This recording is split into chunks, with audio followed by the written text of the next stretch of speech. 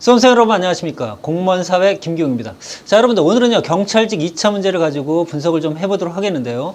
자, 경찰직 2차 시험이 다른 시험들하고 출제된 그 문항수를 한번 비교해 보면요. 자, 2015년입니다. 2015년에 국가직 서울시 그리고 경찰직 1차, 2차를 분석을 해봤더니 구급 국가직 같은 경우에는 사회문화 5, 경제 5, 법과정치 10문항 이렇게 출제가 됐거든요.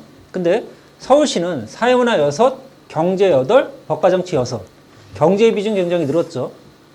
경찰직 1차 시험 같은 경우는 어땠냐? 사회문화 7, 경제 7, 법과정치 6문항. 경찰직 2차는 사회문화 5, 경제 8. 그래서 보면 여러분 이 경제 파트가 경찰직 시험 같은 경우에 상당히 좀 강조가 되고 있다는 경향을 보이고 있다는 거, 그거 좀 한 번 더 확인해 두시기 바라고요. 자, 그러면 저하고 같이 한 문제 한 문제 보면서 어떤 문제가 출제가 됐는지 분석해 보도록 하겠습니다. 자, 가장 먼저 1번부터 한번 보죠. 자, 일단 가장 먼저 법과정치 문제가 출제가 됐는데 헌법 내용에 공통적으로 나타난 우리나라 헌법의 기본 원리 이렇게 나왔죠. 여러분, 우리 헌법의 기본 원리 딱 그러면 뭐가 떠올라야 돼?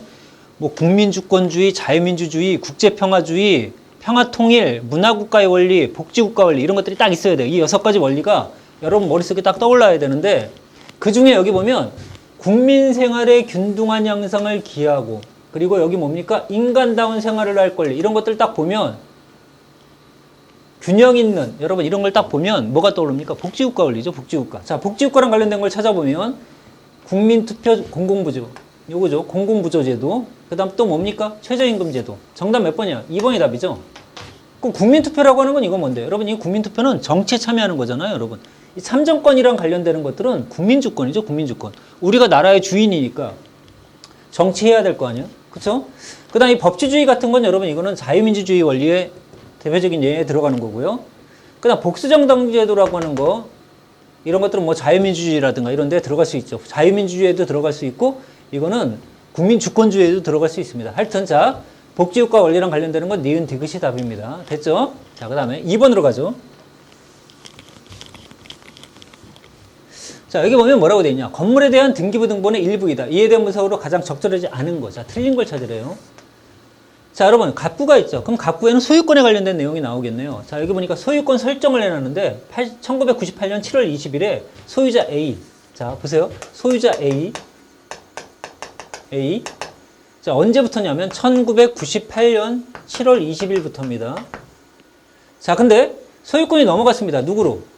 B에게를. 자, 언제? 2012년에. 자, 소유자가 바뀝니다. 소유자가 B로 언제냐? 2012년에. 그쵸? 5월 10일에 매매를 이유로 해서. 즉, 소유자 A가 B에게 매매한 거죠. 매도한 거야, 매도. 그쵸? 자, 그래서 새로운 매수인 소유자가 바로 B가 된 겁니다. B. 근데 을굴 보니까 이건 을굴은 이제 소유권 이해 권리들이 나와 있는데 전세권 설정 등기를 했네요. 전세권 설정 등기. 여러분 전세권 설정 등기를 했다는 건 이게 물건이라는 거죠. 물건. 즉 물건에 용익물건과 담보물건이 있는데 용익물건에 들어가는 게 지상권, 지역권, 전세권이잖아. 물건. 자, 전세권 설정 등기를 했기 때문에 여러분 이거는 물건이에요. 물건. 자, 그러면 2012년 5월에 2012년 언제입니까? 5월 1일이죠. 근데 여기 소유권 이전된 게 5월 12일이야. 그러니까 5월 1일이면 여기죠. 2012년 5월 1일. 이때 누가? 전세권자 C가. 자, C. 전세권 설정 등기. 그 다음에 2013년 6월 1일. 2013년이면 이쪽이죠. 2013년 6월 1일에 2013년 5월 7일에 설정 계약을 하고 2013년 6월 1일에 저당권 설정 등기를 했습니다. 저당권자가 누굽니까? D지, D. 이렇게 돼 있어요. 이렇게. 자, 그럼 풀어보겠습니다. 이 문서는 누구나 열람하거나 교부받을 수 있다. 등기부에 관한 내용이죠. 맞는 말이고요. 2012년 6월이면 여러분 이쪽이죠. 2012년 6월에 A에게 돈을 빌려준 사람은 A에게. 여러분 2012년 6월이면 소유자 B로 이미 A에서 넘어간 상태야. 넘어간 상태에 자 2012년 6월에 어떤 사람이 소유자 A에게 돈을 빌려줬대. 이때 이 건물을 가압류할 수 있느냐? 여러분 이거 안 되죠. 왜 안 돼요, 여러분? 이미 소유자가 넘어갔는데 A한테 빌려준 거 가지고서 어떻게 이 B 소유 건물에 대해서 가압류를 합니까? 그러니까 할 수 없는 거죠. 자, C는 누굽니까? 여기죠. C. 전세권자죠. C는 건물이 경매로 넘어간다면 입주하고 전입신고 요건을 갖추는 경우에 우선 면제를 받을 수 있다. 이렇게 돼 있는데 여러분 이 입주하고 전입신고 그 다음에 거기다 플러스 확정일자 이게 입주와 전입신고를 하면 대항력이고 거기다 플러스해서 확정일자를 받으면 우선 면제권이 있잖아. 근데 그거는 여러분 임차권이죠. 임차권은 물건이 아닙니다. 채권이죠. 채권. 근데 채권인 경우에는 물건에 우선할 수가 없기 때문에 주택임대차 보호법 같은 걸 만들어서 임차인들을 보호해주고 있는 거거든요. 근데 여러분 여기서 있는 건 이건 전세권이야, 전세권. 자, 따라서 입주, 전입신고, 확정일자 뭐 이런 요건들은 여러분 전부 다 뭐다? 이거는 전세권이랑 관련되는 게 아닙니다. 전세권은 이 전세권 설정된 게 아닌 이 전세권은 물건이기 때문에 순위에 따라 가는 겁니다. 순위에 따라. 알겠죠? 자, 따라서 우선 변제 받을 수 있다. 이 3번은 틀린 지문이죠. 이게 답이고요. B는 D에게 여기 있죠? B는 D에게 건물을 담보로 제공한 사실을 알 수 있다. 그렇죠. 소유자 B가 2013년 6월 1일에 저당권을 설정을 지금 등기를 해놓은 것으로 봐서 D에게 이 건물을 담보로 제공하죠. 뭐로? 저당권의 담보로. 그렇죠. 자, 따라서 여러분 틀린 지문은 뭐다? 3번이다. 3번. 자, 그 다음에 이제 3번 문제로 갑니다. 3번 문제. 자, 법치주의에 대한 설명 중에 가장 적절하지 않은 거 틀린 걸 찾으래요. 자, 모든 권력은 법에서 나오고 법에 따라 행사돼야 함을 의미한다. 이게 법치주의의 의미죠. 의. 자, 통치자를 비롯한 여러분 여기 보세요. 통치자 플러스에서 모든 사람이 법의 종속이 된다고 할 때 여러분 이거는 법에 의한 지배가 아니라 이건 법의 지배가 돼야죠. 법의 지배가 돼야 되는 거고 이 법의 지배가 이게 실질적인 법치주의예요. 실질적인 법치주의. 여기 있는 것처럼 법에 의한 지배라고 할 때, 이 법에 의한 지배라고 할 때는 여러분 이거는 형식적인 법치주의야. 형식적인 법치주의. 그쵸? 법의 지배를 통치자를 비롯한 모든 사람의 법에 정속된다는 건 그건 실질적인 법치주의이기 때문에 법의 지배가 되는 거고 법에 의한 지배는 이건 형식적 법치주의다. 알겠죠? 자, 따라서 2번이 틀린 겁니다. 자, 3번. 실질적 법치주의는 형식적인 합법성보다 법의 내용이 실질적인 정당성을 확보해야 함을 강조하죠. 강조. 자, 법치주의를 소극적으로 정의했던 형식적 법치주의는 때론 의회 다수당의 횡포를 견제하지 못하고 오히려 통치권을 강화하는 수단이 되기도 했다. 이게 형식적 법치주의의 단점이지, 단점. 자, 따라서 여러분 정답은 2번입니다. 자, 이제 4번으로 넘어가죠. 자, 다음은 근로계약서를 간단하게 나타낸 건데 미출진 기업부터 리을에 대한 설명으로 적절하지 않은 거 틀린 게 뭐냐? 자, 1번 기억의 내용 중, 기억이 뭡니까? 근로계약서죠. 이 내용 중 법에서 정한 기준에 미치지 못하는 부분이 있다면 그 부분에 하나여 무효가 되죠. 그리고 그 무효로 된 부분은 무슨 법? 근로기준법이 정하는 기준에 따른다. 근로기준법 내용입니다. 맞는 말이고요.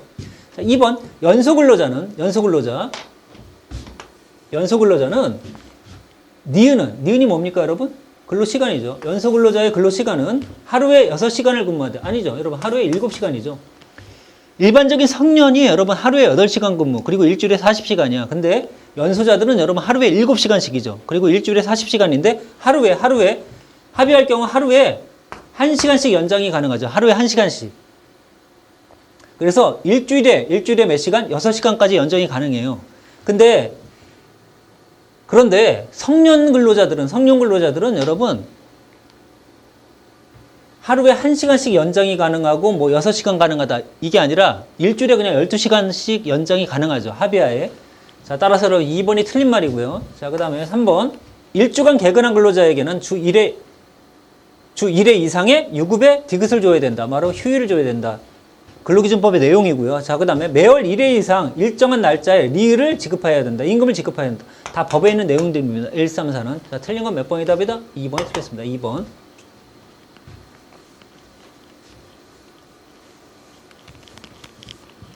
자, 그 다음에 5번입니다. 자, 사회적 소수자의 특징에 대한 설명 중 틀린 게 뭐냐, 틀린 거. 자, 사회적 소수자를 규정하는 절대적인 기준이 존재한다. 절대가 아니라 상대적이죠, 상대. 나라나 지역이나 시대에 따라 바뀌겠죠, 이 기준이. 자, 사회적, 경제적으로 약자에 위치해 있는 경우가 많고요. 자신이 차별받는 집단에 소속되어 있다는 것을 인식해야 된다. 이걸 여러분 집합적 정체성이라 부르죠. 집합적 정체성. 자, 소수자를 가르는 가장 중요한 기준이 수의 많고 적음이다. 이거 틀린 말입니다. 자, 그 다음에 신체적 혹은 문화적 특성 때문에 다른 사람들과 구별된다. 이거 맞는 말이죠. 자, 따라서 지금 맞는 게 니은과 디귿과 미음이고 틀린 게 기역과 리을이에요. 자, 틀린 걸 라고 했기 때문에 정답은 몇 번? 1번이죠. 1번. 자, 여러분. 사회적 소수자가 되기 위해서는 요건이 4가지가 필요합니다. 4가지가 뭐냐 하면 가장 먼저 식별이 가능할 것. 자, 식별이 가능하다는 게 어디입니까, 여러분? 이거죠. 미음번. 그 다음 두 번째, 권력에서 열세에 있을 것. 열세. 니은이죠, 니은. 그 다음에 이건 미음이고, 이건 니은이고. 그 다음에 집합적인 정체성. 집합적 정체성. 이 집합적인 정체성이 여기 있는 여러분 뭡니까? 디귿이죠, 디귿. 그 다음에 사회적인 차별을 받을 것. 차별. 사회적인 차별을 받는다는 게 어디입니까, 여러분? 요거죠, 요거. 경제적, 사회적으로 약자에 위치해 있는 경우가 많다. 그래서 이제 차별을 받아야 된다. 그 얘기죠. 차별을 받아야 된다. 자, 이렇게 4가지 요건이 필요한데, 여기 보면 다수, 소수 이런 숫자에 많고 적으면 없잖아요, 여러분. 그래서 이 소수자를 기르는 가장 기준이 수에 많고 적음이 나올 때, 요거는 소수를 말할 때, 소수냐, 다수냐. 이거 따질 때 얘기하는 거고, 이건 소수자기 때문에 정답은 여러분 틀린 거. 1번입니다. 1번. 됐죠? 자, 그 다음 6번으로 갑니다. 6번. 자, 근대화에 대한 이론적 설명 중 맞는 게 뭐냐? 가장 적절한 거. 신근대화론에서는 전통과 현대의 공존 및 보완관계를 중시한다. 맞는 말입니다. 왜 그러냐? 여러분 근대화론은 선진국과 후진국이 있을 때 후진국이 가지고 있는 전통성을 버리라는 거야. 그리고 선진국을 무조건 따라가야 된다. 이거거든요. 새로 나온 근대화론, 신근대화론은 그게 아니라 선진국의 좋은 점과 후진국의 좋은 점을 따서 개별적인 국가의 발전 방식에 따라 발전해 나가라는 거예요. 그래서 여러분 이렇게 전통화 현대의 공존 및 보완, 이걸 중시하는 게 신근대화론입니다. 1번이 답이고요. 근대화 이론은 순환론이 아니라 진화론에 기반을 두고 있죠. 진화론. 이거 틀렸고. 근대화 이론에 서구 중심주의를 비판하면서 등장한 종속 이론은 맞는 말이죠. 근대화 이론에 서구 중심주의를 비판하며 등장한 종속 이론. 여기까지 맞아요. 아시아 신흥공업국의 경제 발전을 설명해 낼 수 있다? 낼 수 없지. 왜? 종속 이론은 선진국과 후진국이 종속 관계에 있기 때문에 아무리 발전할래야 발전이 안 된다는 거야. 그래서 여러분 이렇게 아시아의 신흥공업국이 발전한 거, 이거를 설명할 수 없죠. 그런 단점이 있지.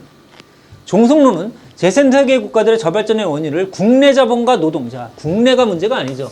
뭐야? 국제관계지. 선진국과 후진국 간의 이 착취관계, 이것 때문에 여러분 발전이 안 된다고 보기 때문에 틀린 말입니다. 그래서 정답이 되는 건 1번밖에 안 돼. 1번. 자, 그 다음 이제 7번입니다. 7번. 자, 세계화의 의미와 이에 대한 대처 방안에 대한 올바른 이해로 볼 수 없는 게 뭐냐? 그 개수가 몇 개냐, 개수. 자, 세계화는 국가 간의 경계가 약화되고, 맞는 말이죠. 세계가 하나로 연결되어 상호 의존이 심화되어 가는 현상. 맞습니다. 이게 세계화의 의의고요.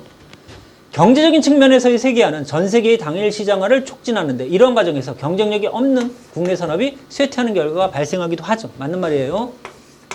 자, 디귿. 세계적인 문화 교류로 세계가 동질화되기 때문에 지역성이 공존하기 힘들다. 아니죠, 여러분. 세계화가 있으면서 지역화까지 같이 나타나죠. 틀렸죠?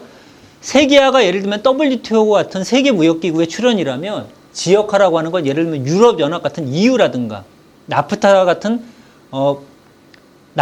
것들, 또는 뭐 라프타 같은 것들, 라틴 아메리카 자유무역 협정, 그 다음에 북아메리카 자유무역 협정, 이런 것들이잖아요, 여러분. 그래서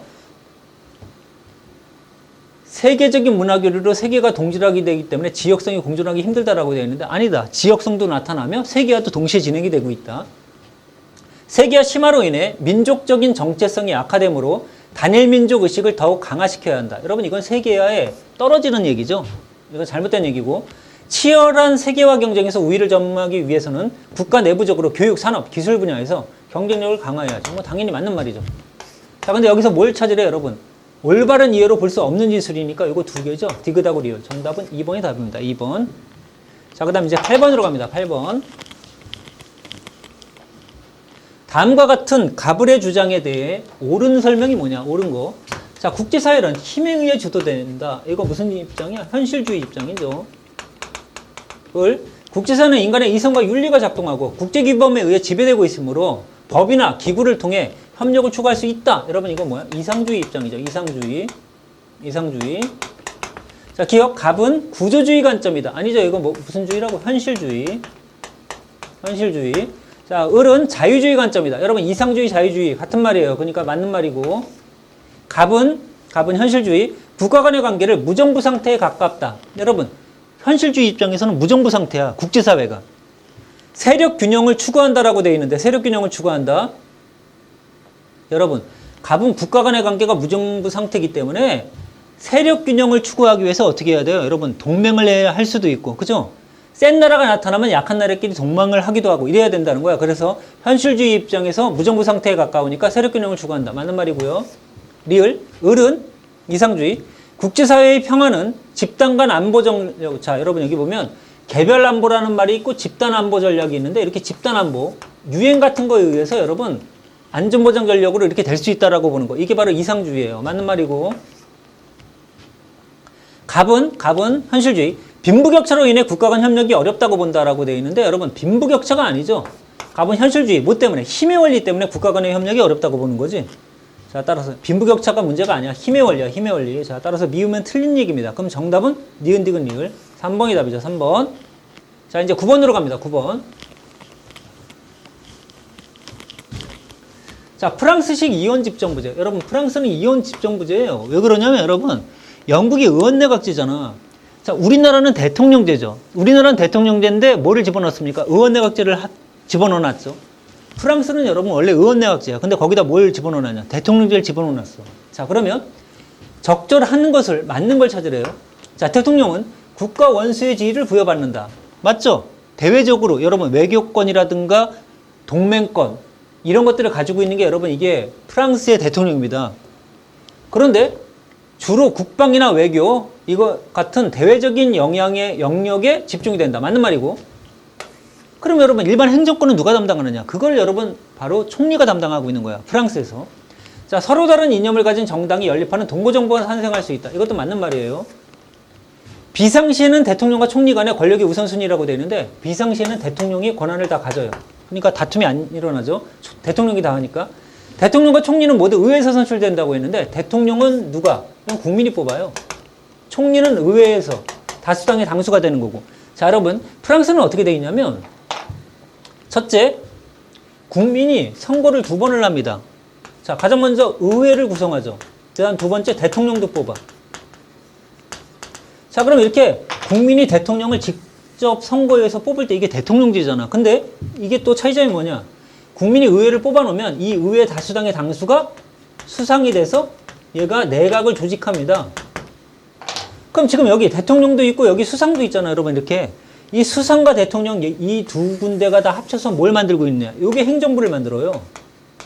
따라서 어떤 일이 발생할 수 있느냐면 여러분 의회의 다수당 있잖아. 다수당이 예를 들면 뭐 새누리당이다 이러면 대통령이 똑같이 새누리당에서 나왔잖아. 우리나라 같은 경우에는. 근데 프랑스 같은 경우는 의회 따로 대통령 따로 뽑기 때문에 자, 의회의 다수당의 당수가 새누리당 출신인데 대통령은 예를 들면 새정치연합 이렇게 나올 수가 있다는 거예요. 여러분 이렇게.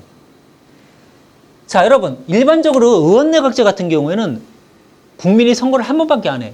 국회의원을 뽑아놓으면 거기에 다수당의 당수가 뭐가 됩니까? 수상이 돼서 내각을 짜잖아요. 그러니까 의회의 다수당과 수상이 같은 당이야. 같은 당. 그런데 이런 경우에는 국민이 의회를 뽑고 국민이 의원을 뽑아놓고 국민이 여러분 대통령을 뽑아놓기 때문에 의회의 다수당의 당수가 수상이 돼서 내각을 짜다 보니까 여러분 어떻게 행정부가 이렇게 서로 다른 당에서 대통령과 수상이 나올 수가 있다는 거죠.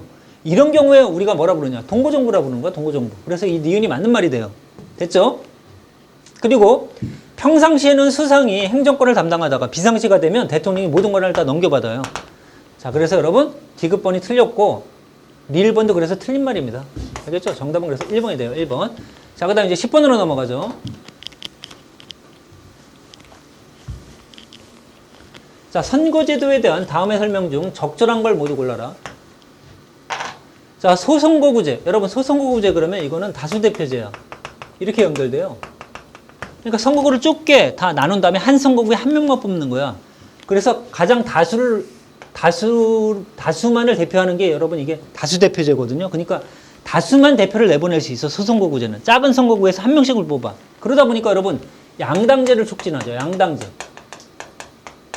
다수당의 즉 거대 정당한테 유리한 거야. 뭐가? 소선거구의 다수대표제가.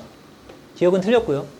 군수정당 후보자가 당선될 가능성이 높은 것. 이거는 여러분 뭡니까? 중대선거구죠. 중대선거구.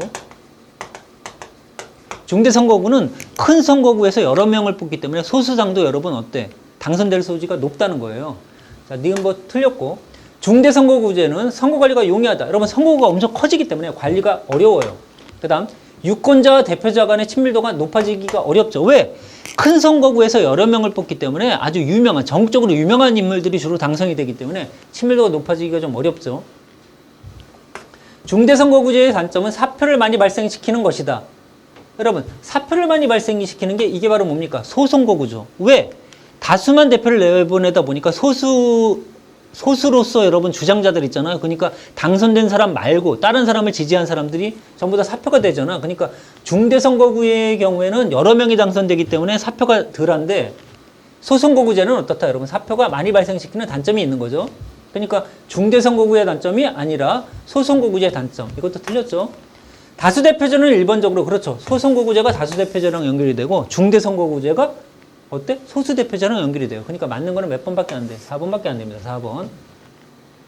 자, 우리 칠판 정리 좀 한 다음에 또 11번부터 보도록 하겠습니다. 자, 여러분 11번입니다. 자, 다음은 문화를 바라보고 이해하는 관점이다. 가장 적절하지 않은 거, 틀린 걸 찾으래요. 여러분 틀린 거. 자, 자문화 중심주의가 나오죠. 그 다음에 여기가 문화 상대주의야. 근데 여기 읽어보니까 뭐라고 돼 있냐? 다른 사회 문화를 일방적으로 추종한대요. 그럼 이건 뭐가 됩니까? 이거 사대주의죠.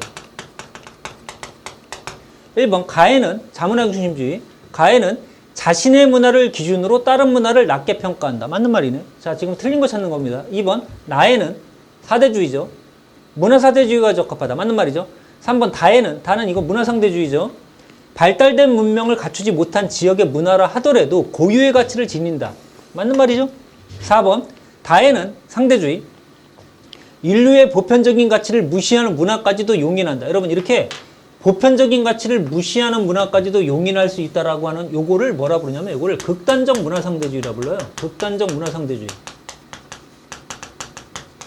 근데 극단적 상대주의는 여러분 이거 어때? 바람직하지 못한 태도죠. 그러니까 이것까지 용인함이 들어가면 되겠어 안 되겠어? 아니죠. 이거는 경계해야 될 태도예요. 따라서 정답은 4번이 답입니다. 4번. 자, 그 다음에 이제 12번으로 가죠. 12번. 다음은 문화 변동의 양상이다. 적절하지 않은 거. 자, 틀린 거 찾으래요. 여기 봤더니 여러분 기존의 문화와 외래 문화가 상호작용을 했거든요. 그랬더니 두 개가 같이 있잖아. 그러니까 가가 뭐야? 문화 병존이죠. 나는 뭐냐? 합쳤는데 한쪽이 없어졌죠? 외래 문화만 남아있죠? 이거 문화 동화입니다. 문화 동화. 다는 어떠냐? 두 개가 합쳤는데 새로운 게 나왔죠? 그러니까 여러분 이건 뭐야? 문화 융합이에요. 문화 융합. 이렇게 돼 있거든요. 자, 가해 사례로, 문화 병존의 사례로 우리나라에 봤더니 서양 의학도 있고 그 다음에 한의원도 있더라. 공존하고 있다. 문화 병존, 문화 공존. 맞는 말이죠. 가해 사례로, 문화 병존의 사례로 전통 음식과 외국 음식이 조리법이 섞여서 자, 새로운 게 나왔대. 그럼 새로운 발명이 있다는 거잖아. 여러분 이건 뭐야? 문화 융합이죠. 그러니까 뭐가 돼야 돼? 다가 돼야지. 다. 나의 사례로는, 문화 동화의 사례로 백인들에 의한 미국 인디언 문화의 소멸. 여러분 이렇게 소멸됐다고 돼 있잖아. 그러니까 동화죠. 그 다음에 다의 사례로, 다가 어디 있어요? 여기 있죠. 문화 융합. 아프리카와 유럽 음악이 만나 재즈가 탄생된 거. 자, 아프리카와 유럽이 만나 새로운 게 나왔죠. 문화 융합. 자, 정답 틀린 거 몇 번? 2번이 답입니다. 2번. 퓨전 요리는 여러분 전부 다 문화 융합의 예들입니다. 퓨전 요리. 알겠죠? 자, 그 다음에 13번으로 갑니다. 13번. 자, 다음 표는 한 국가의 국제 수지를 나타낸 것이다. 옳은 분석을 있는 그대로 골라라. 맞는 걸 찾으래요. 여러분 여기 보니까 경상수지가 있고 상품, 서비스, 본원소득, 이전소득 이렇게 네 가지가 나오죠. 경상수지. 그 다음에 자본금융계정이 있고 여기에 자본수지, 금융계정 이렇게 들어있네요. 그 다음에 금융계정에서 준비자산은 제외됐다 이렇게 나와 있습니다. 자, 그리고 단위가 억달러예요. 억달러. 억달러. 자, 기억번. 경상거래의 규모가 증가하고 있다. 여러분 경상거래의 규모가 증가하려면 여기 보면 경상수지가 12억이라고 돼 있잖아. 12억. 이 12억이란 말은 이건 뭘 얘기하는 거냐면 우리가 경상수지에 의해서 요 네 가지에 의해서 받아온 것과 나간 거 있잖아. 그 차이가 얼마라는 거야? 10이라는 거야. 12.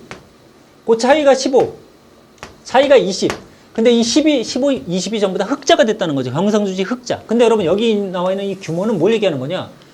경상거래에 의해서 받은 것과 나간 거 있잖아. 그 합이 여러분 규모예요, 규모. 근데 이건 뭐라고 여러분? 이건 차이야, 차이. 그러니까 여러분 규모는 알 수 있어, 없어? 규모는 알 수 없죠. 그럼 이걸 맞게 하려면 어떻게 해야 돼? 경상거래의 흑자 규모가 증가 추세다. 이렇게 해야지. 흑자 규모. 알겠죠? 자, 따라서 기억은 틀린 말이고요. 해외에서 벌어들인 외화와 해외에 지불된 외화의 차이는 매년 상승했다. 여러분 이거는 벌어들인 것, 받은 것, 수취한 것과 지불한 것, 지급한 것. 이게 이제 수지예요, 수지. 수취한 것과 지급한 거의 차이. 그럼 여러분 여기 보면 경상수지가 10이잖아.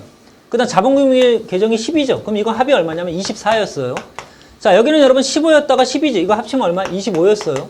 그 다음 여기는 20과 8이죠. 그러니까 28입니다. 자, 이게 경상수지와 자본금융 계정을 합쳐서 받아온 것과 나간 것의 차이를 다 써놓은 거예요. 차이. 그럼 이 차이가 어때? 점점 커지잖아요. 따라서 벌어들인 것과 지불된 것의 차이는 매년 상승했다. 그럼 맞아 틀려. 맞는 말이죠. 그 다음에 디귿. 2012에서 2014 국제수지는 이 나라 화폐 가치 상승 요인이다. 이 나라 화폐 가치 상승 요인이다. 자, 여러분 이거 보세요. 지금 경상수지와 자본금융 계정에 의해서 들어온 돈이 많아. 지금 들어온 돈이 많으면 외화가 들어왔잖아요. 여러분 그럼 외화를 뭘로? 원화로 바꾸겠죠. 예를 들면 이 나라가 만약에 우리나라라면 달러가 들어온 게 많은 거야. 그럼 이 들어온 달러를 어떻게 해? 원화로 바꿔야죠. 쓰려면. 그럼 시중에 뭐가 많아져? 원화가 많아지겠죠. 그리고 달러는 한국은행으로 들어가겠지. 예를 들면 이 나라가 우리나라라면. 그렇죠? 그럼 여러분 원화가 많이 풀렸으니까 원화, 돈의 가치는 어때? 떨어지겠죠. 대신 물건의 가치는 어때? 올라가겠죠. 자, 여기 보세요. 이 나라 화폐 가치의 상승이야, 하락이야? 하락이죠. 돈의 가치는 떨어지지. 돈이 많이 풀렸으니까. 자, 그 다음에 상표권 거래가, 자, 여기 보면 상표권의 거래라고 되어 있습니다. 거래. 여러분, 우리가 여기 보면 서비스 수지라고 되어 있는데 서비스 수지. 이 지적재산권 있잖아요. 상표권이든 아니면 뭐 저작권이든 상관없이 이런 지적재산권의 이용료 같은 건 전부 다 어디로 들어가냐면 서비스 수지로 들어가. 서비스 수지. 근데 여기다 플러스해서 저작권이나 특허권 같은 거 있죠? 이거의 거래들은 일로 들어갑니다. 서비스 수지로. 저작권이나 특허권의 거래는 일로 들어가. 서비스 수지. 그런데 자, 다시요. 이용료는 전부 다 여기야. 서비스 수지. 근데 저작권, 특허권, 저작권이나 특허권 같은 지적재산권의 거래, 이거는 일로 들어갑니다. 서비스 수지로. 그럼 여러분 이쪽에 있는 자본금융 계정의 자본 수지에는 뭐가 들어가냐? 자본 수지에는 여러분 자본의 이전도 들어가고요. 비생산, 여러분 비생산 비금융 자산들이 여기에 들어가거든요. 그러면 비생산 비금융 자산에 들어가는 것들이 뭐가 있냐면 바로 브랜드 네임이나 상표권들이 있어요. 브랜드 네임이나 상표권 이런 거. 이거의 거래, 브랜드 네임이나 상표권 같은 것들의 거래들 이런 것들은 어디로 들어가냐면 자본수지로 들어가요. 자본수지. 자, 다시요. 브랜드 네임이든 상표권이든 지적재산권들의 사용료는 전부 다 어디다? 그건 서비스 수지다.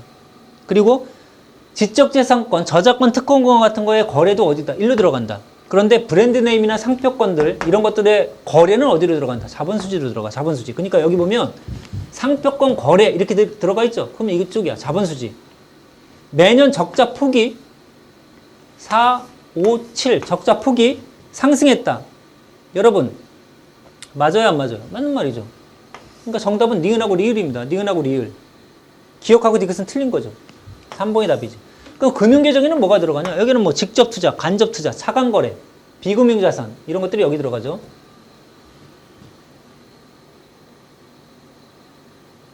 자, 그 다음에 14번입니다. 14번. 자, 14번 넘어가기 전에 여러분 다시 한번 보면요. 여기 보면 경상수지, 자본금융계정 이렇게 들어가잖아. 근데 경상수지가 아까 봤잖아. 상품, 서비스, 본원소득, 이전소득 이렇게 가는데 여기에 서비스 수지에 여기 보세요. 저작권이나 특허권 같은 것들의 사용료가 있는데 거기다 플러스해서 뭐까지 있다? 매매까지 들어가. 근데 이 자본금융계정에 보면 자본수지에서 자본의 이전과 비생산, 비금융자산 거래 이렇게 들어가잖아요. 근데 여기에 브랜드 네임이나 상표에 관련된 것들은 전부 다 뭐다? 이건 자본수지야, 자본수지. 그리고 여러분 금융계정에 들어가는 게 직접 투자, 간접 투자, 증권 투자죠. 이게 파생금융상품, 차관거래. 준비자산 증가하면 아까 표에서 이제 뺀다고 했으니까 여러분. 자, 따라서 비금융, 비생산자산 같은 것들 브랜드 네임이나 상표는 이쪽에 자본수지. 어디에? 비생산, 비금융자산의 거래, 매매 거래 이런 것들은 여기 들어간다는 거.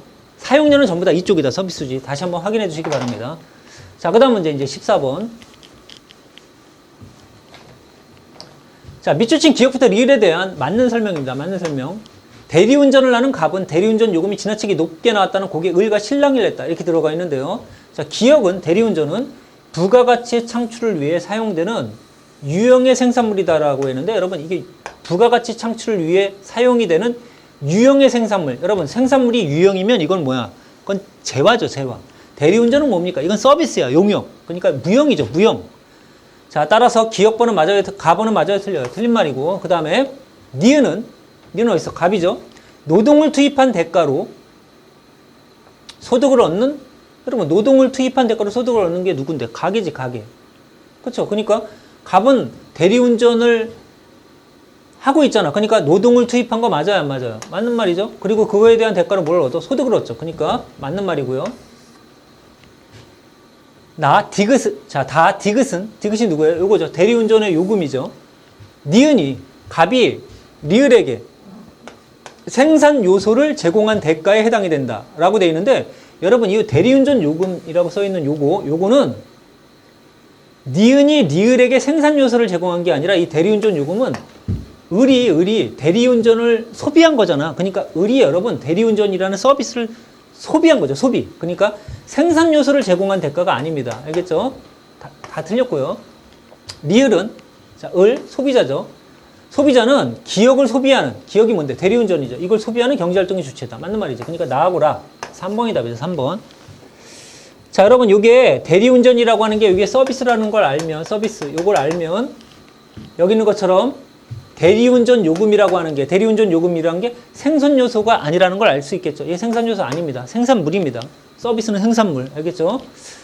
자, 그 다음에 이제 15번으로 갑니다. 15번. 자, 다음 편은 갑기업과 을기업이 동일한 생산 요소로 최대한 생산할 수 있는 각재와의 양을 나타낸다. 그럼 여러분 이거 생산할 수 있는 양이기 때문에 많은 게 좋아요? 적은 게 좋아요? 많을수록 좋은 거지. 많을수록. 그러면 지금 갑기업과 을기업이 있는데 갑기업은 스마트폰 100대, 스마트폰 전용 이어폰 300개, 을기업은 스마트폰 10개, 스마트폰 전용 이어폰이 100개가 나와요. 그럼 여러분 갑하고 을 중에 스마트폰에 대해서는 얘가 절대 우위고 스마트 전용 이어폰에 대해서는 또 얘가 절대 우위야. 그러니까 갑기업이 둘 다 절대 우위가 있어. 뭐와 뭐? 스마트폰과 스마트폰 전용 이어폰에. 그런데 비교율을 따져보면 여러분 비교율은 얘네들은 10배 차이가 나는데 얘는 3배밖에 차이가 안 나거든요. 그러니까 갑기업의 입장에서는 스마트폰이 비교 우위가 있는 거야. 그럼 상대적으로 을기업은 뭘 하면 돼? 여기 있죠. 스마트 전용 이어폰. 얘한테 비교 우위가 있는 거죠. 그러니까 절대 우위는 갑기업에 다 있지만 비교 우위는 갑기업은 스마트폰에, 을기업은 스마트폰 전용 이어폰에 비교 우위가 있는 상태예요. 자, 그 다음에 계속 갑니다. 갑기업과 을기업이 생산하는 제품은 동질이며 시장에서 상품 한 단위를 판매하기 위해서는 스마트폰 한 대에다가 스마트폰용 이어폰 한 개가 함께 포장이 되어야 한대. 뭐 하기 위해서? 판매하기 위해서. 자, 그러면 기업부터 1번부터 보겠습니다. 스마트폰과 스마트폰 전용 이어폰 모두 갑기업이 비교위가 아니라 절대위가 있죠. 절대위. 틀렸고. 자, 맞는 거 찾는 거죠. 맞는 거. 자, 2번. 을기업이 독자적으로 생산해 시장에서 판매할 수 있을 때. 자, 여러분. 을기업은 스마트폰은 10대가 나와. 엔드가 아니죠. 엔드. 뭐야? 오어. 스마트폰 전용 이어폰 100개를 만들 수 있어. 근데 여러분 얘가 판매를 하려면, 자, 여기 보세요. 판매를 하려면 무조건 하나하나가 가야 돼. 같이. 하나하나가 함께 포장돼야 해. 자, 그러면 여러분 얘 입장에서는, 을기업의 입장에서는 스마트폰만 10개를 만들어 보려면 이어폰은 하나도 없어요. 그러니까 이 스마트폰을 판매를 못 해. 그럼 어떻게 해야 돼? 스마트폰을 몇 개 만들고 9개를 만들고 그럼 하나를 포기해야 되죠. 하나 포기한 대가로 이어폰이 몇 개가 나올까요? 여러분 10개가 나오죠. 자, 다시 스마트폰을 몇 개 만들고 9개를 만들고 하나를 포기했잖아. 하나를 포기하면 그 하나 대신 이어폰이 몇 개가 나와? 10개가 나오는 거야. 자, 따라서 을기업이 독자적으로 생산해 시장에서 판매할 수 있는 상품은 최대 몇 단위야? 9단위죠, 9단위. 10단위가 될 수 없어. 10단위면 여러분 스마트폰 10개가 나오기 때문에 이어폰이 하나도 없어요. 그러니까 판매가 안 되는 겁니다. 자, 그 다음 3번. 특화 후에 교환을 한다면, 자, 특화를 했다는 얘기는 여러분 이렇게 됐다는 거죠. 이렇게 파란색으로. 교환을 한다면 갑기업이 제시하는 거래 조건은, 갑은 여러분 어때요? 스마트폰 100개 아니면 이어폰 300개였어. 그러니까 갑기업의 입장에서는 스마트폰 몇 개가? 100개가 이게 뭐하고 같냐면 이어폰 300개하고 같아요. 그러니까 쉽게 말하면 스마트폰 1개가 이어폰 3개하고 같은 의미야. 자, 따라서 특화 후 교환할 때 갑이 제시하는 거래 조건은 스마트폰 1개, 스마트폰 전용 이어폰 3개보다 어때요? 많이 받으면 되는 거지. 만약에 똑같이 받는다면, 만약에 스마트폰 하나에다가 이어폰 3개만 받는다면 그거는 이익이 하나도 없는 거고, 하나를 주고, 스마트폰 하나를 주고 이어폰을 3개보다도 더 많이 받는다면 그 많이 받는 건 유리한 거죠. 그래서 여러분 3번이 답이 되는 겁니다. 4번. 특화 후 스마트폰 10개를 스마트폰 전용 이어폰 90개와 교환을 한다면, 자, 스마트폰 10개가 스마트폰 전용 이어폰 90개와 교환을 한다면 을기업은, 자, 을기업 입장에서는 지금 뭡니까? 이어폰을 만들었죠. 이어폰을 만들었는데 스마트폰 10개가 스마트폰 전용 이어폰 90개와, 그럼 여러분 얘가 90개를 주잖아. 이쪽에다가 90개를 주죠, 이어폰을. 그럼 얘한테 이어폰이 몇 개가 남아요? 10개가 남죠. 그런데 스마트폰 10개를 받는데, 그럼 여러분 얘는 가만히 있으면 원래 스마트폰 10개가 나왔을 건데, 그쵸? 스마트폰 10개를 만들고 이어폰 하나도 없어야 정상이잖아. 누가? 여러분 을기업 입장에서는. 아니면 스마트폰 전용 이어폰 100개를 만들고 스마트폰 하나도 없어야 돼. 그런데 뭐라고 돼 있냐? 스마트폰 10개를 스마트폰 전용 이어폰 90개와 교환을 한다. 이렇게 돼 있으면 얘가 스마트폰 전용 이어폰을 100개를 만든 다음에 90개를 갑한테 줘버리는 거죠. 그럼 여러분 몇 개가 남아? 전용 이어폰 10개가 남죠. 거기다가 스마트폰이 10개가 또 나오죠. 그럼 얘는 뭐야? 스마트폰 전용 이어폰 10개가 이득이지, 이득. 그래서 교환의 이익을 누릴 수 없다가 아니라 있다죠, 있다. 그러니까 맞는 거 몇 번? 3번밖에 안 돼요, 3번. 자, 그 다음 이제 16번입니다, 16번.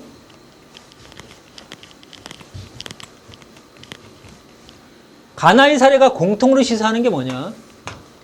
98년에 한국 시장에 진출한 미국 1위 유통업체인 월마트는 미국 시장에서 성공을 거둔 전략인 도시 외곽에 있어라. 그 다음에 창고형으로 해라. 그 다음 최소 인원의 배치 등 저가 전략을 그대로 한국에다가 적용을 했대요. 고급스러운 분위기의 쇼핑 문화, 높은 수준의 고객 서비스를 원하는 한국 소비자들의 마음을 잡는 데는 어떻게 했다? 실패했다 이거야. 그러니까 미국 같은 경우는, 여러분 미국 같은 경우는 대륙이 넓잖아요. 그리고 다 차가 있잖아, 집집마다. 그리고 차가 작아요, 커요? 엄청 크지? 그러니까 찝차 같은 거 가져가서 그냥 저 멀리 가서 일마트에 가서 어때요? 왕창 사다 놓고 집에서 계속 쓰는 거야, 이렇게. 근데 우리나라는 그게 아니라는 거지. 우리나라는 뭐 대형 마트 같은 것들이 곳곳에 다 있잖아요, 여러분 주변에. 그러니까 굳이 큰 차 가져가서 그렇게 많이 사다가 이렇게 놓고 이렇지를 잘 않는다는 거예요, 여러분, 오히려. 근데 미국 1위 유통업체인 월마트가 이 미국에 쓰던 전략을 우리나라에 그대로 가져온 거지. 그러니까 여러분 이게 실패하죠. 자, 그 다음 한국의 한 전자회사는 브라질 시장에 진출하며 금융위기로 해체위기에 놓인 현지 축구팀을 전폭으로 지원을 했대요. 근데 브라질 사람들이 여러분 축구 좋아하는 거 알잖아요. 그러다 보니까 이제 결국은 성공적으로 안착을 했대. 자, 그럼 이게 공통으로 시사하는 게 뭐냐? 해외 시장에 진출할 때는 기업 문화가 이윤 창출의 중요한 요인이다. 기업의 문화가 아니지. 그 해당 지역의 문화가 중요하다는 거지. 그걸 고려해라. 자, 2번. 기업은 자신이 속한 공동체 문화에 반드시, 틀린 말이죠, 반드시. 그 다음 3번. 기업은 이윤 창출만을 고려해. 이것도 틀린 말이죠. 4번. 기업의 의사결정은 자신이 진출한 국가의 문화 특성을 고려해라. 정답 몇 번? 4번이 답이죠. 4번. 이건 뭐 그냥 일반적인 문제고요. 시사 문제. 일반적인 문제. 이론을 몰라도 풀 수 있는 거고. 자, 그 다음 17번. 갑을병정에 대한 설명으로 가장 적절한 거, 맞는 걸 찾으래요. 자, 뭐라고 돼 있냐? 갑. 증세를 하지 마라. 그러니까 세금을 더 올리지 마라. 그리고서 복지를 해라. 자, 갑. 복지가 경제 성장을 저해한다가 아니지. 복지를 해라잖아. 해라. 자, 따라서 1번 틀린 말이고. 을. 우리나라의 조세 부담률이 선진국에 비해서 되게 낮으니까 증세를 해야 돼. 증세를 하면서 복지를 내. 이거죠? 자, 을은 조세 부담의 증가를 우려하고 있다가 아니라 증세를 해라. 이거죠? 틀렸고. 3번, 병. 복지재정 확충을 위해서는 부가가치세율과 개별소비세율을 높여야 해. 병은 소득재무 효과가 큰 것들. 여러분, 소득재무 효과가 큰 거는 이건 뭐가 돼야 돼? 이건 직접세가 돼야 돼. 직접세. 근데 얘네들은 간접세입니다. 간접세. 부가가치세라고 하는 요거는 여러분 비례세고요. 소득재무 효과가 오히려 소득재무 효과를 악화시키죠. 소득재무를 오히려 없게 만드는데 악화시켜 버리는데 개별소비세라고 하는 요거는 여러분 이거는 간접세긴 간접세지만 이거는 오히려 사치품에 대해서 주로 부과하는 세금들이기 때문에 이건 오히려 소득재무 효과를 가져올 수는 있어요. 그런데 여기 지금 보면 소득재무 효과가 큰 조세정책 이렇게 얘기하면 이건 직접세를 올리라는 거야. 근데 여러분 여기는 간접세가 나와 있기 때문에 3번도 틀린 말이고요. 4번, 내 생각에는 부가가치세율이나 개별소비세율보다는 소득세와 법인세. 여러분 개인은 소득세를 내는 거고 법인은 법인세를 내는 거거든요. 이런 것들은 전부 다 뭡니까? 이거 직접세면서 누진세야. 자, 따라서 정은 소득 양극화를, 자, 양극화라는 건 뭐야? 빈부격차가 커져 있다는 얘기죠, 지금. 이거를 완화할 수 있는 조세 정책이 필요하다. 맞는 말이죠. 그걸 완화할 수 있는 정책들이 바로 뭔데? 이게 직접세를 쓰는 것들이거든. 정답 4번입니다. 자, 그 다음 18번으로 가자, 18번. 자, 다음 자료에서 A제 시장과 B제 시장에서 나타난 변화에 대한 맞는 설명. 단 A와 B의 수요 곡선 우하향, 그리고 공급 곡선은 우상향. 그러니까 일반적인 수요 공급 곡선이다. 이거죠. 수요 공급. 가격이고 여기 양이고. 자, 최근 A제를 생산하는 기업의 수가 늘어났다. A제 생산 기업이 늘어나면 이거 공급이 우측으로 이동하죠. 단 A제 수요의 가격 탄력성이 1보다 크다. 여러분 이 얘기는 뭐냐면 이렇게 이만큼을 원래 가져가다가 이만큼으로 바뀐 거야. 그러면 여러분 이 A만큼이 요만큼이 사라지죠. 그리고 B만큼이 생기잖아. 이게 생기죠. 이게 사라지고. 이런 경우에 수요의 가격 탄력성이 1보다 크게 되면 여러분 이거는 가격이 지금 하락을 했잖아요. 가격을 이렇게 하락을 시키면 없어지는 거하고 생기는 거 중에 생기는 게 크다는 거야. A보다 B가 더 크다는 거야. 크다. 그러니까 탄력적일 때는 가격을 이렇게 하락을 시키면 기업의 판매 수입이 증가합니다. 판매 수입 증가. 자, 그 다음에 여기 보세요. B제에 대한 소비자의 선호도가 낮아졌다. 소비자의 선호도가 낮아졌다는 얘기는 여러분 이건 뭐냐면 수요가 여기 있고 공급이 여기 있을 때 여기 가격이고 양이죠. 그럼 이거는 수요가 줄어든 거야. 이렇게 수요가 줄어들었어요. 단 B제 수요의 가격 탄력성이 1보다 작다라고 되어 있습니다. 자, B제에 대한 소비자의 선호도가 낮아졌으니까 수요가 줄어든 거야. 자, 그럼 풀어봅시다. 기업 균형 가격은 상승한다. 여러분 여기서 여기로 균형 가격 하락, 여기도 여기서 여기로 균형 가격 하락이죠. 그러니까 전부 다 이거야. 균형 가격은 하락하고. 자, 이런 경우는 여러분 판매 수입이 어때요? 증가한다고 돼 있지? 없어지는 것보다 생기는 게 많으니까. 근데 이런 경우는 어때요? 여러분 이 경우는 판매 수입이 당연히 줄죠. 이만큼이었다가 이만큼으로 당연히 줄지. 자, 따라서 정답은 니은하고 리을. 디귿하고 리을 몇 번이다? 3번이 답이죠. 3번. 자, 그 다음에 이제 19번입니다. 19번.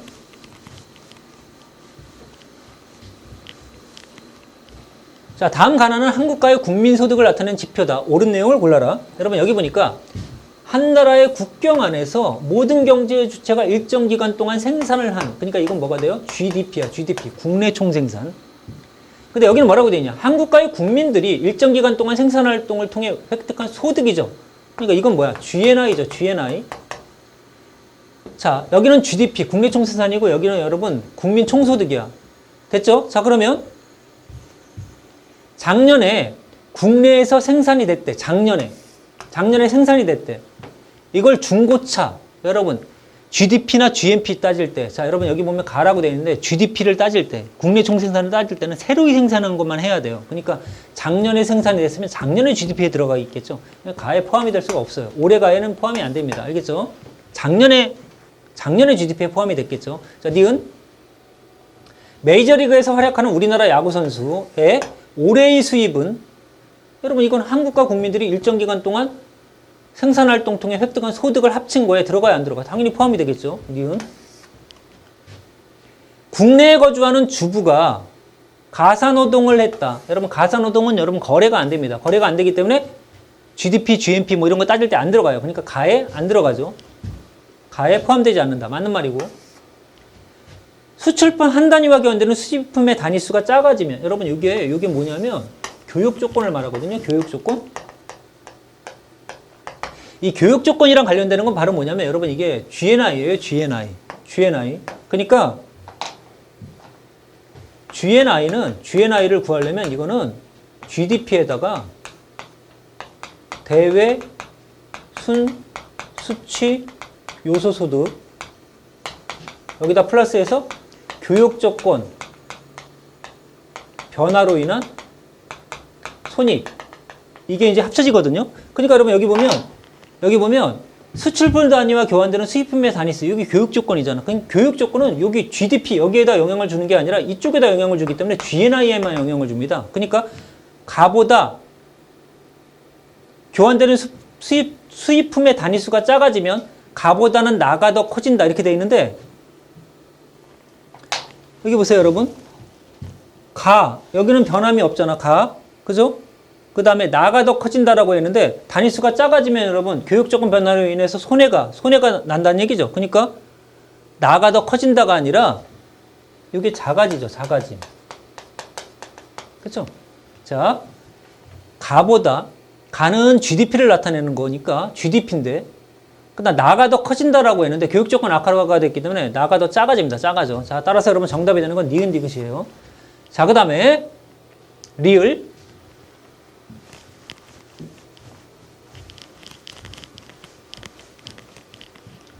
다음 표와 같이 환율 변동이 발생을 했다면 이에 따른 효과 중에 옳은 내용을 골라봐라.